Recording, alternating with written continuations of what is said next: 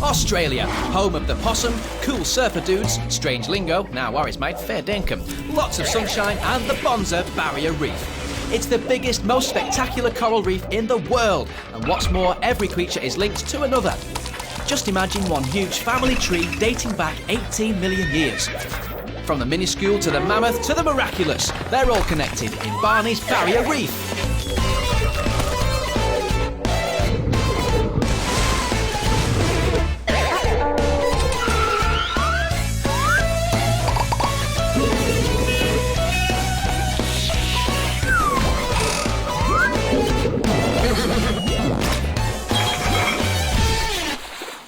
I'm digging a hole, it's much bigger than yours, because yours is smaller than mine, and that's why mine is bigger. Straighten up, Barney. You've got a backbone, use it. Don't slouch. Okay, although I don't see what the big deal is. You don't see what the big deal is? You rely on your backbone. Without it, you wouldn't be able to do anything. Yeah, whatever.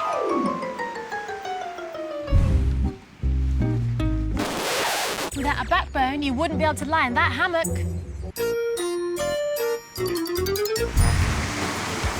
Or swim. Yeah, not at all irritating, Jem. Oh, cool.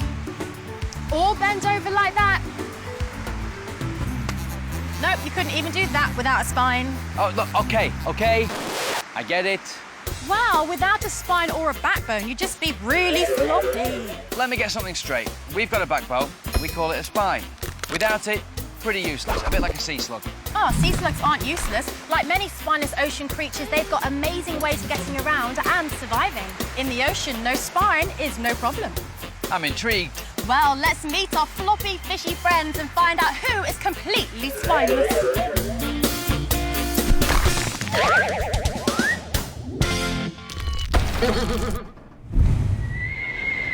Oh look, a squirt! A squirt? No way. Oh yes, officially known as the sea squirt, our first invertebrate or animal without a backbone. What does it do exactly? Well, not much to be honest. It just stays in one spot for its whole life. It's got no spine. It doesn't do anything. It's a lazy squirt. Reminds me of someone.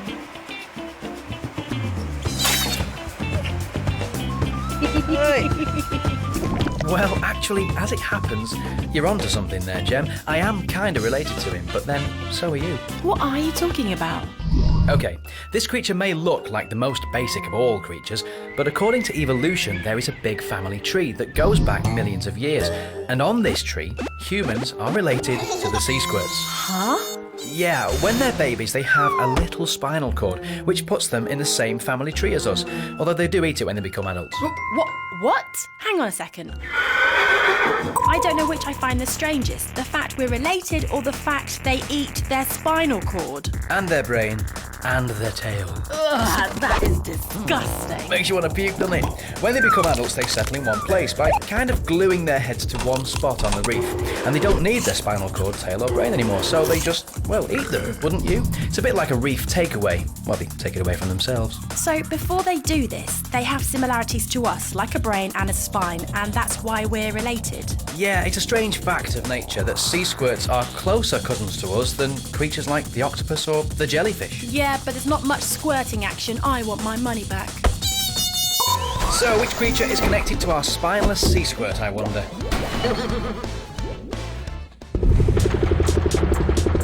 Okay, here's our next spineless wonder. This is a member of the sea cucumber family. Hold the phone, I have never seen a cucumber this long. He's about 7 meters. Well, that's taller than a giraffe. Huh? Okay, where's he gone? Oh, look at this for something straight out of Harry Potter. He's gone from the longest long thing in the world to something that looks like a cucumber. Well, they may look a bit useless, but their flabby, spineless body allows them to crawl about and extend or shrink the muscles in their body extremely fast, which squeeze fluids round, in the same way a water balloon would move if we squeezed it in our hands. They're still a bit slow. You'd be surprised, they can be quite energetic when they want to. They eat all the time and process their food within 1 hour. So just like the sea squirt, the cucumber has no spine and no armour, but somehow they still manage to survive. Super softies, the sea squirts and cucumbers are connected because they have no protection. Okay, time to move on. As requested, on to our next spineless wonder. Oh, snails. Get a move on, mate. We haven't got all day. Hey, give them a chance. They haven't got a spine, remember? Pull the other one. They are just so slow. So, they still move, don't they? They've only got a small floppy body and have to carry around that big shell. Well, then why don't they choose something smaller, though?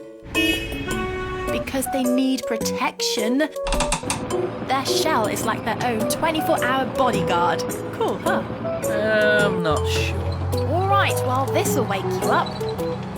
This cone shell is one of the most venomous mollusks in the ocean. All aboard!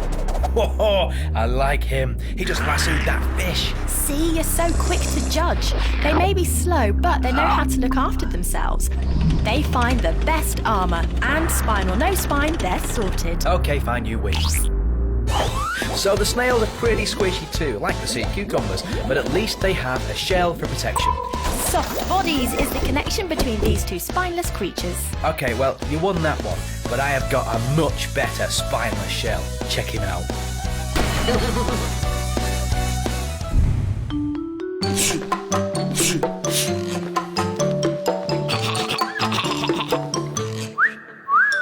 Bonjour, I am the flame shell. I am red like a flame with my wild, flowing, messy locks. Ooh la la. Barney, where are you? Oh, Barney, you hot shell. Come here. Ah, there you are. I need to be alone. Do not touch me. Oh la la, this is so romantic. Mwah, mon chéri. Stop sticking to me. No, you mess with my hair. That I cannot forgive. No, Barney, come back. No. Jem, Yep. flame shells aren't French, are they? No. No, but they are reclusive by nature, so that second flame shell there was very persistent. Well, again, they're soft-bodied animals that rely on their shells for survival. But because they can't close their shell properly, they do tend to be shy. So it's hide away or be eaten. All right, I have to admit it, that was a pretty impressive shell. Yes, I think it's fair to say it definitely beats your snail, Jem. Our flashing flame shell is, of course, connected to the super slow marine snails because they both live in France. I mean, shells. And who's connected to the flame shell? Ah, Hermie the hermit crab. He looks a bit naked. Looking for his shell, no doubt. Ah, home sweet home, peace and quiet. Phew. Uh-oh, not so peaceful. He's being crab attacked. One shell. 2 crabs. Who will be the victor? And claim the end prize. Crab Wars! Heroic hermit crab is hiding from this ferocious sand attack. Great sand-throwing technique, but is it working? I think Heroic is staying put. He knows when to stay down to survive. Having survived the sand attack, he's back on his feet. He's a tough cookie, this one. He won't be giving that prize away easily. Oh, and Combat Crab is going for the back attack. Heroic is showing immense strength carrying both him and Combat. That is quite amazing. He's steadying himself and, oh, he's going for the tip. Combat Crab just won't let go. It's an amazing feat of willpower and strength by the little guy. He's not giving up though. Oh, and what a turn-up. He's thrown him off with a spectacular move. What strength, what agility. Combat claims the grand prize of the white shell. Yeah. Leaving our loser Heroic with a poor consolation prize. Oh dear, Contender 2 really has got the booby prize of a bit of abandoned pipe. Poor guy. He put up a brave fight, but he's not looking too comfortable. I think he's been driven round the U-bend. That's hilarious. It's just starting to hurt your voice. Oh, yes. So the hermit crab uses any shell or cover he can find to act as his backbone, even if it means fighting for it. Flame shells are kind of lucky then, I guess. They've got 2 shells each. So heroic hermit is connected to the floppy flame shell we saw earlier through their shell. So let's take a look back over our spineless sea sensations.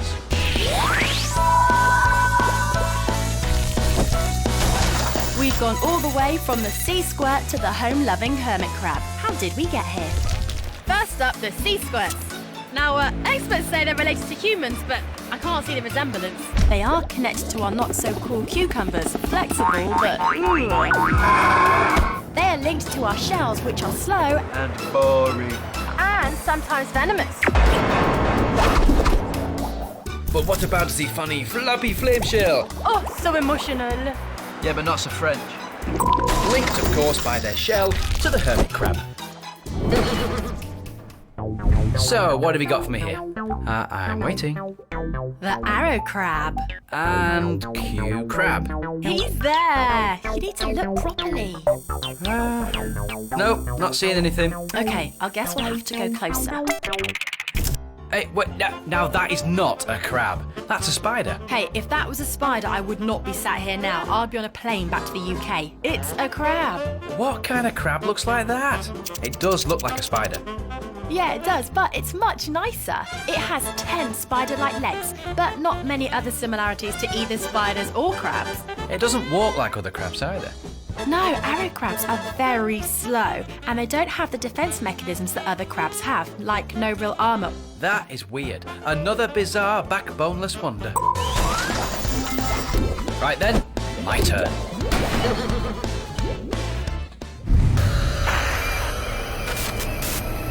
Testing, Barney to spiny crayfish.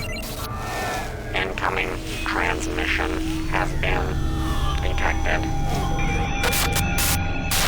Those must be the biggest antennae in the world. Well, relatively speaking, Jem, they are. They have antennae as long as their bodies, but that's not their only weird body bit. Listen to this for a strange set of parts.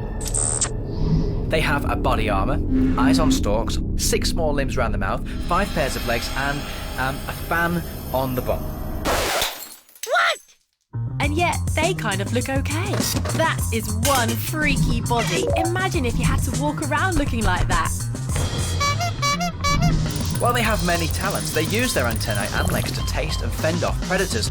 Their other party trick is their ability to regrow bits of their body. That is just amazing. If they get in a fight and lose a leg or two, they can get by until it's time to molt again, and then they just grow another one. Ah, yes, another one with a suit of armour. Just like the arrow crab, so they must be related. They are. They belong to the same family as crabs, the crustaceans. And what on earth is connected to an arrow crab? Oh, hey, ocean hedgehogs.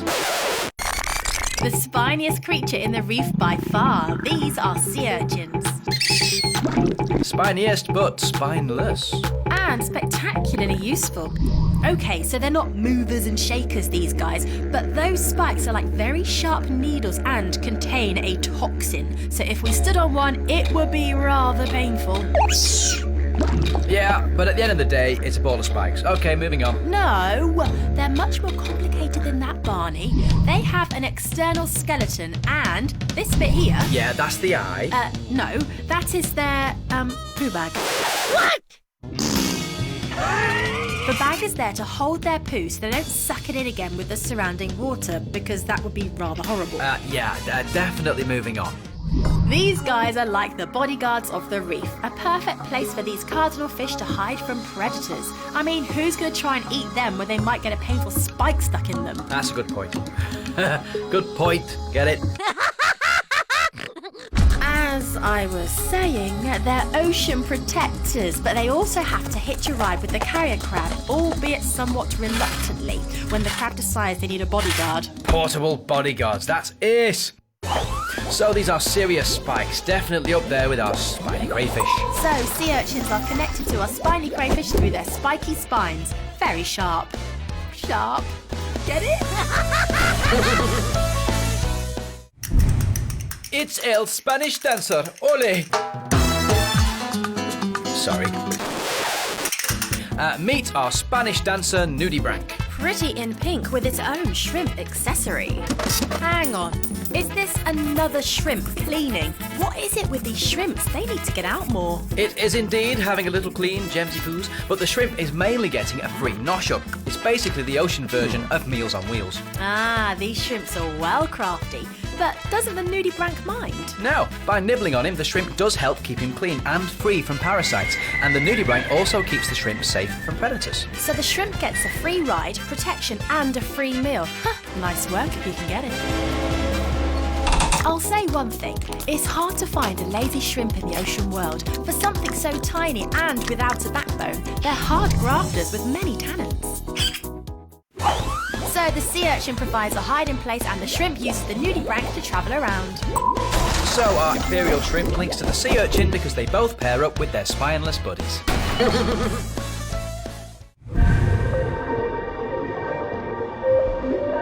So, who's our next spiny sea lover? Our next spineless wonder is everywhere. The biggest and most dominant animal colony in the reef, the corals. Ah yes, this is where lots of little polyps work together to create one big living animal.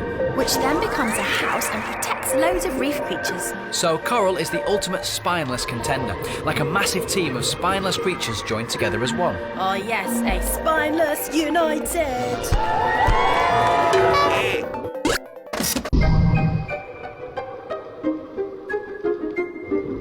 Hang on, what are all those little balls? That's like an ocean snowstorm. Well, this is one of the most wondrous sights in the ocean. It's called coral spawning. It only happens once a year, and no one really knows why, but it's mainly dependent on the full moon. It's very pretty, but what is it? Well, it's basically the coral laying eggs into the water. It's quite spooky, really. On that one day, most coral decide to spawn within a few hours of each other, and some even at exactly the same time. Do-do-do-do-do-do-do. And that's why the reefs keep on living, all because the moon, sun, tides and corals somehow let each other know it's spawning time.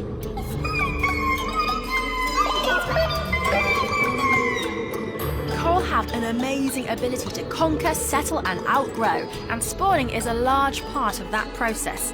Now that is one spineless wonder. Beat that, Barney.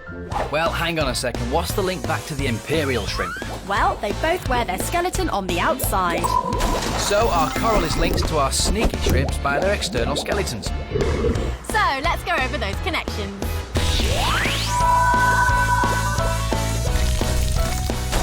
Right you are, it's time to recap our spineless wonders. So our hermit crab is linked to our arrow crab, who is connected to our extra spiny crayfish with his amazing antennae. Yeah, but he's just a tiny spiny compared to the sea urchins with their ultra-long spines. They're a perfect shelter for their little ocean buddies. Talking of buddies, what about the shrimp and some of his shrimp mates? Who hitch a ride on the Nudibranchs and the cucumbers. Off you go! Okay. Whose external skeleton links him to the ocean's very own Spineless United coral.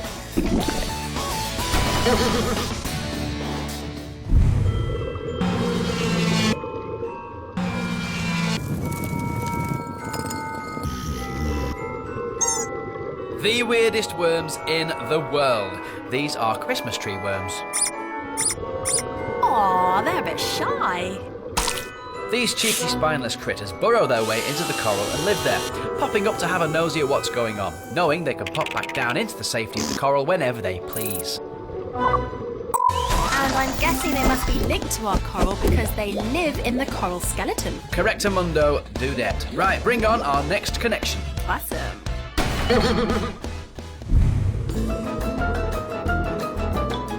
Aha, Nudibranchs, I remember them. So they're related to the Spanish dancer we saw earlier then. Oh, that one's cool. I want that one. Jam, they're slugs. No way. Yes, way. This reef place is weird, remember? These geezers are sea slugs. Hello!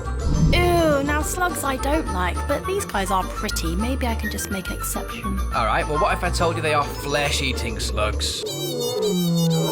Barney, have you been watching bad sci-fi films again? Yeah, but that's not the reason I'm saying it. So you think they're so pretty? Listen to the facts. Brace yourself. These spineless slugs eat other spineless animals just like them. They can eat jellyfish, anemone, corals. They don't look fierce enough. And then they absorb bits of the creature they've eaten to use for their own self-defense. Eh? Well, for example, they might gulp down a sea anemone but are able to use the sting of the anemone to protect themselves, or borrow toxins from the other animals like sponges that help make themselves taste really, really bad. Yuck. Some of them even eat other sea slugs. Oh, double yuck. They're cannibals. This show just keeps getting weirder and weirder. Yep, so it's another spineless partnership. The shy Christmas tree worm hides in the equally spineless coral, and the nudibranch steals the sting from spineless anemones. So our nudibranch and Christmas tree worms are connected because they make good use of their spineless cousins.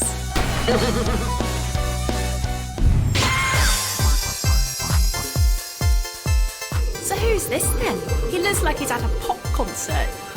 Yeah, I know what you mean. He looks like he's swaying to a very romantic song. This is a solar-powered nudibranch. Hang on a minute. We've just had nudibranch. That's cheating. Aha, well, there's nothing in the programme rules about having the same type of animal. Not convinced. This better be good. Hang on. Solar powered. But buildings are solar powered, not sea creatures. Ah, but Jem, remember, the sea came first. Creatures like this are the originators of solar power. And now for the science. Uh-oh. Remember our friends, the zooxanthellae? Of course. Well, they're tiny little plants, and like all plants, they take energy from the sun and turn it to food. The solar-powered nudie keeps loads of these little plants in its body. See the gold spots all over it? Well, that's the zooxanthellae. But I still don't get the solar-powered bit. Elaborate, please, Dr. Barnacle. Seeing as you asked so nicely, I would love to. The algae converts the sun's energy into sugar, which the nudibranch uses as food. It's like the nudibranch has its own little greenhouse in its body. So those gold spots are like mini solar power panels? That's correct, my dear Gemma. Ah, okay. Well, I'll forgive your little double nudibranch cheat then. Only once you've explained the connection, of course. Well, that's easy. The link between the standard nudibranchs and the solar-powered nudibranchs is that both of them pinch useful things from other animals to survive.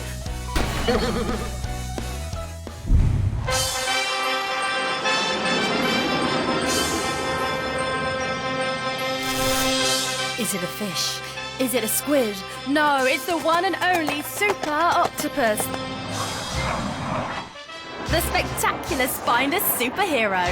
Well, okay, so he moves well with cool colour changes and all that, but can he really be called a superhero? Oh, absolutely. Take a look at this. Yeah, he's a cool mover, all right, but I'm still not convinced. Okay, be prepared to change your mind. Here are the octopus's superpowers. Superpower number 1. The octopus has super vision. They have a super lens that allows them to change their range of vision, a bit like an inbuilt camera. Yeah, that's not bad. Superpower number 2. Octopi are highly intelligent. They've been known to solve puzzles and can actually tell the difference between shapes and sizes. It's got bits of brain in its arms as well as in its head. Superpower number 3. An octopus is strong and agile. They've been known to squeeze into things much smaller than them, like this cola bottle here. Wow, that's more like it. That is a proper superpower. Superpower number 4. Octopuses have a beak made out of super hard material. On some species, this can be used to kill prey and bite them into pieces. Some even have deadly venom, like the blue-ringed octopus here. Wow, and I thought they were just comical wobbly things. Superpower number 1, 2, 3, 4, 5. They can release a thick black ink at the drop of a hat. This confuses their enemies and dulls their smell so they can escape. unharmed. Wow, like a smokescreen. That's well cool. Okay, I totally agree. The octopus is a spineless superhero with many tricks up his sleeves. Tricks up his sleeves. He's got loads of arms. Oh dear. The nudie and their solar superpower and octopus with their countless superpowers are connected by spineless superpower fragilistic... I'm sorry. What an ending to our spectacular spineless collection. And the octopus connects back to the spineless sea squirt through its spectacular water squirting ability. So, let us take one last look through our spineless superheroes. Haha.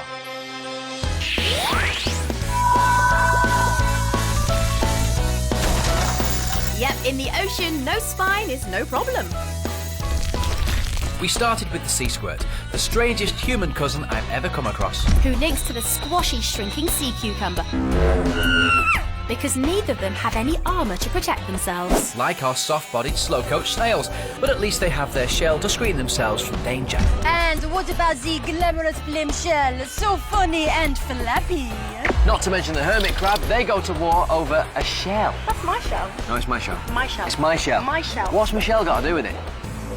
At least they have a shell. Our weird spidery arrow crabs have to rely on blending in to stay alive. The spiny crayfish has the coolest spineless accessories, a super long antennae and an external skeleton. Call those spines? Now these are spines. The sea urchin allows its ocean friends to hide in its super long spikes. Shh, you can't see me. I'm hiding in the spikes. Just like the imperial shrimp and the rest of his mates, hitching a ride on the Spanish Dancer Mobile. And the spineless united coral. With such a big external skeleton, who needs a backbone? Well, not the Christmas tree worm, that's for sure, when they have their protector, the coral, to hide in. But some spineless wonders have to look after themselves, like the nudibranchs who nick toxins and stings from other animals to protect themselves.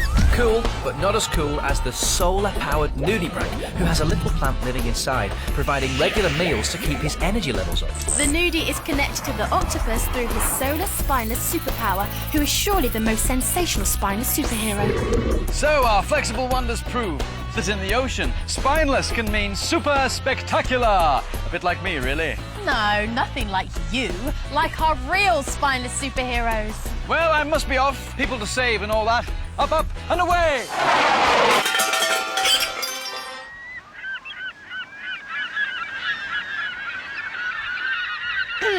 So we'll see you next time for more watery wonders on Barney's Barrier Reef.